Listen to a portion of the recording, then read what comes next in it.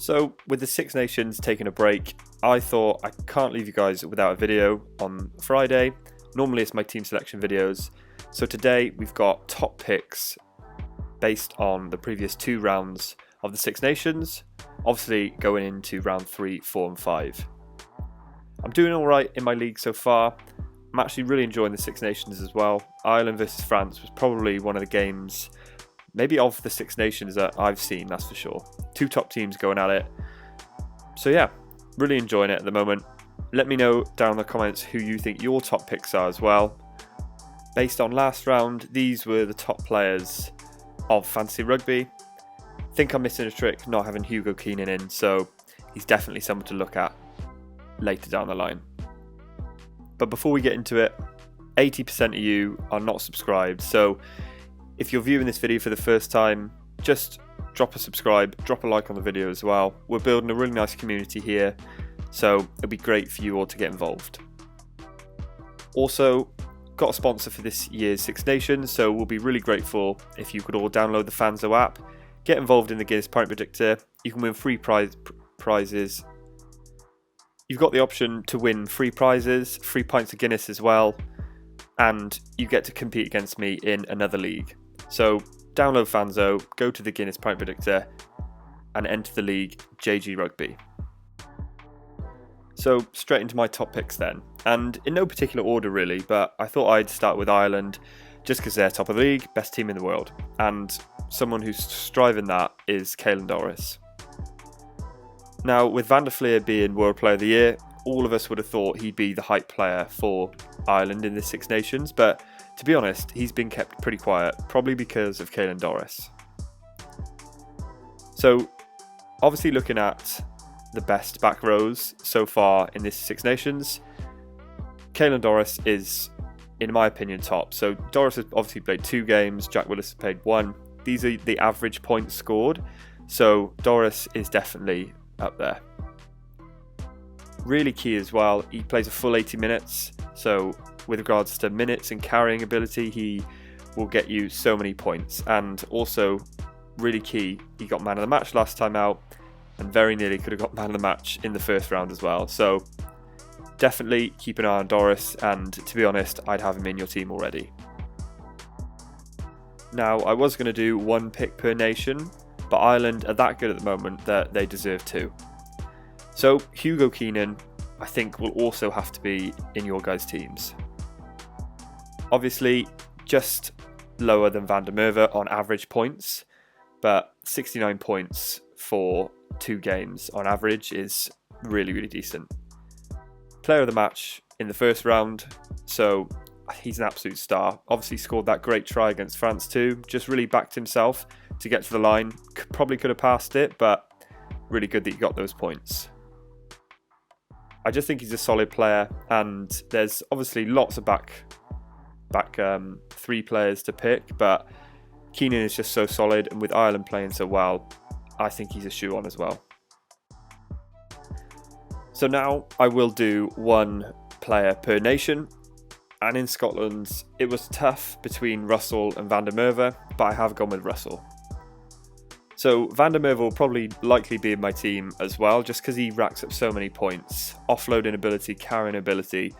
But Russell, like we saw in the final 40 minutes against Wales, just has that ability to change the game. He was having an average game in the first half, but then in the second half he just absolutely flipped the switch, got 3 assists, and that one to Carl Steyn was absolutely nuts.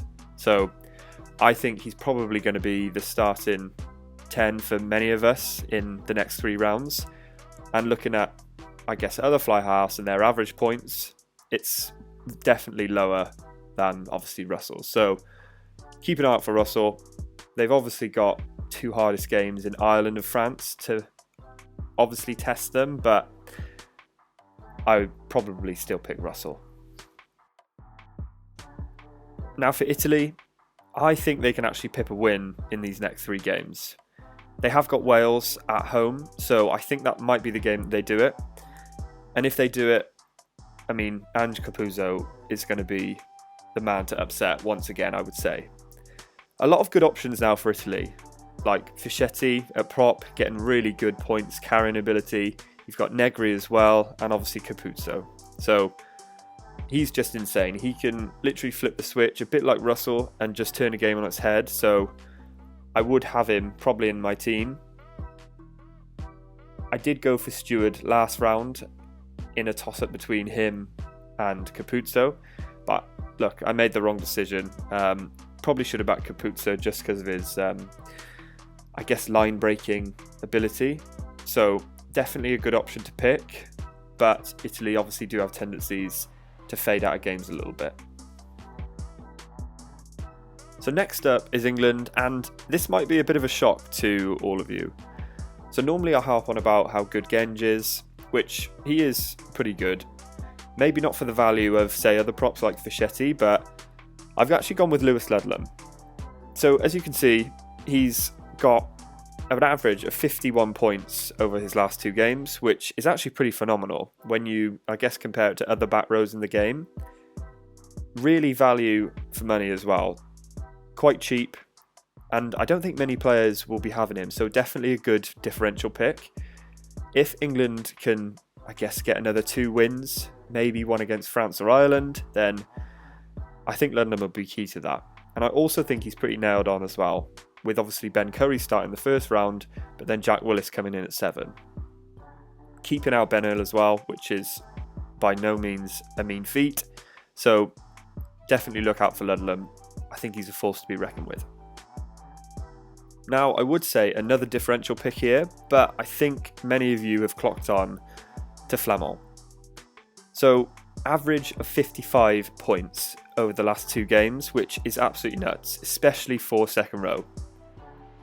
We all know that he scored opening try in the first round, but I just think his carrying ability to line out steal as well, is just so strong for France.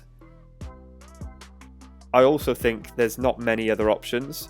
With Tyke Byrne also being ruled out for up to 12 weeks, that leaves a gap within my second row. So I think that Flamand is probably going to replace him. Definitely a great option. If he's not in your team, then I'd really like to know who else you're picking. So let me know down in the comments. And then finally to Wales.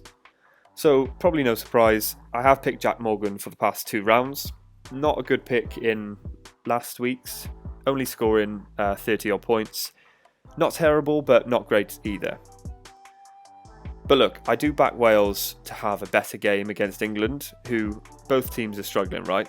And it's also at the Principality, so I do back Wales to have a much more energetic performance than they did against Scotland. And I think if Jack Morgan plays either 6 or 7, then he has a much better game than he does at 8. Carrying ability here, tackles will be through the roof, and also jackals as well, right? So I think he's an all-round good player. Sam Warburton keeps picking him to be future Wales captain, so definitely a really good option going into the next 3 rounds. So they are my top picks going into round 3. I hope you enjoyed the video. I tried to pick one from each nation, so obviously not just hammer French and Ireland players down your throat. So hope you enjoyed that bit, but really do let me know who you think is a top pick down in the comments, and also some differentials as well, because I think we're getting a lot of knowledge, like Flamand and Ludlam are scoring huge points, but are they actually differentials, or does everyone know about them? So, hope you enjoyed the video. Don't forget to subscribe, and I'll see you in the next one.